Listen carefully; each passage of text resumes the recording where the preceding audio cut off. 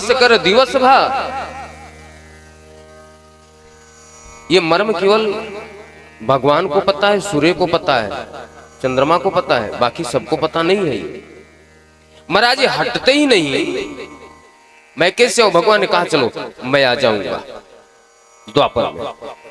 आज पूरे नगर में उत्सव मनाया जा रहा है और दशरथ जी महाराज तो मानो आज ब्रह्मानंद सुख में समाये हुए हैं, क्योंकि आज उनके घर में कोई लाला नहीं हुआ, कोई बेटा नहीं हुआ है।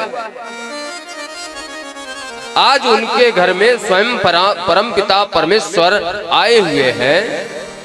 और जहां पे गोविंद आ जाए, जहां पे राम जी आ जाए, वहां आनंद की कमी तो नहीं हो सकती। आज वहां एक बूंद अमृत, आनंद का अमृत नहीं आया हुआ है, अपितु वहां पे पूरा सागर ही अमृत का उमड़ पड़ा हुआ है।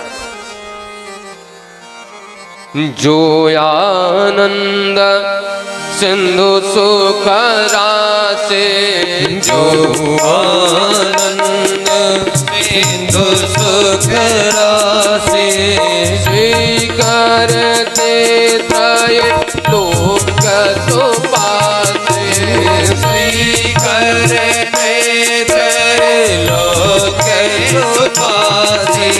जो आनंद सिंधु सुख रासे, जो आनंद सिंधु सुख रासे, सिंधु सुख रासे, सिंधु सुख रासे, सिंधु सुख रासे।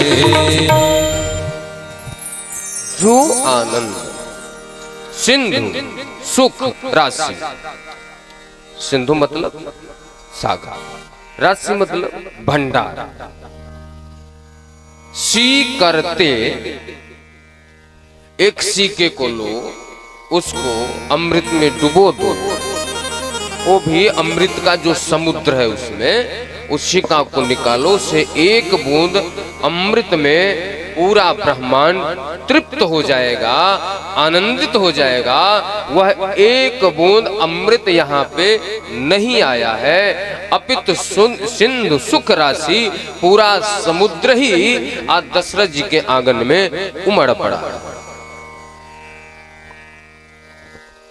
चारों भाइयों का नामकरण संस्कार। राम सिया राम, सिया राम, जय जय राम, राम सिया राम, सिया राम, जय जय राम। सो सुख धाम राम यस नामा। जो संसार को सुख देगा उनका नाम होगा, बोल प्रभु श्री राम की, मैया के राघव की। सो सुख धाम राम यस नामा, अखिल लोक दायक रामा। विश्व भरण को सन कर जोई, ताकर नाम भरत यश होई। जाकर सुमिरन तेरे पुनासा, नाम शत्रुघ्न वेद प्रकाशा।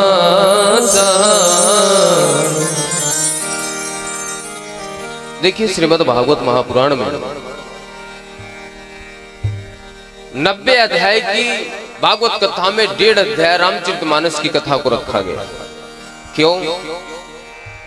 क्योंकि राम जी ने त्याग, वैराग्य और समाज में चलने का रास्ता दिखाया, बताया, समझाया।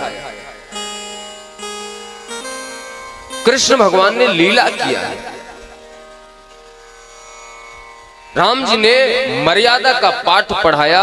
यदि हमारे नेत्रों में मर्यादा का चश्मा लगा हुआ है तभी कृष्ण कथा हमारे समझ में आएगी, अन्यथा हम भ्रमित हो जाएंगे। भगवान ने इतने रानियों के साथ रास विहार किया तो हम भी दो चार के साथ कर ले। प्रश्न आए सुखदेव जी महाराज से, राजा परीक्षित ने प्रश्न किया, परदारा भी मरसना, बताओ भगवान ऐसा क्यों कर रहे हैं? महाराज कलयुग में ऐसे करने लगेंगे तो बोले जो कलयुग में करेगा वह जेल में जाएगा। आज जेलों में ऐसे लोग बैठे हुए। तो महाराज यदि राम के बताए हुए रास्ते पे चलने की सीख हम लोगों ने सीख लिया है तभी कृष्ण कथा को हम समझ सकते हैं, अन्यथा कृष्ण कथा में हम लोग भ्रमित हो जाएंगे, अर्थ का अनर्थ कर देंगे। लिखा कुछ है समझेंगे कुछ, फिर जिनको पता नहीं है वो यही कहेंगे भगवान 16,108 रानियों के साथ रास विहार किए।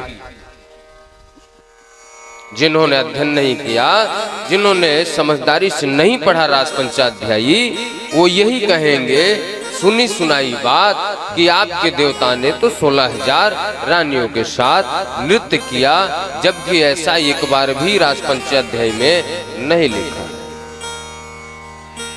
गोपियां गई ही नहीं कृष्ण के पास तो भगवान क्या उनके साथ नृत्य करेंगे? गोपियां तो तन्मय समाधिस्थ हो गई अपने घर पे ही।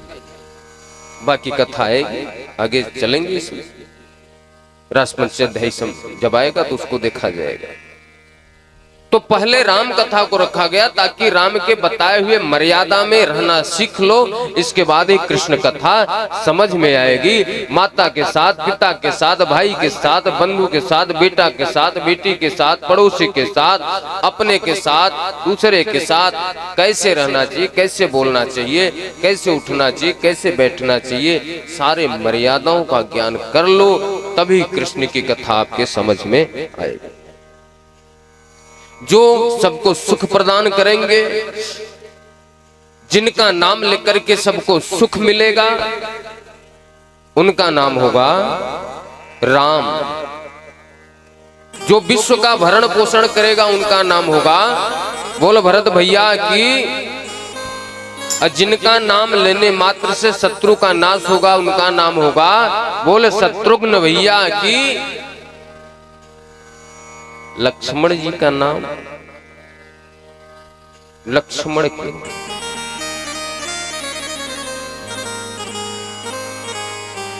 हनुमान,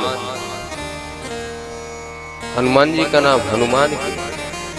दशरथ, दशरथ जी का नाम दशरथ के। इन नामों के पीछे बहुत बड़ी व्याख्या है। जिनके मन का लक्ष्य ही, उद्देश्य ही राम के चरणों की भक्ति है, उनका नाम होगा बोल लक्ष्मण महाराज की। जो अपने मान को, अपने अभिमान का हनन कर दिया, मार दिया, समाप्त कर दिया, उनका नाम है बोल हनुमान जी महाराज की। जिन्होंने अपने 10 इंद्रियों पे विजय प्राप्त कर रखा है, जिनका रथ बिना रोके टोके 10 दिशाओं में भ्रमण करता है, उनका नाम है बोल श्री दशरथ जी महाराज की।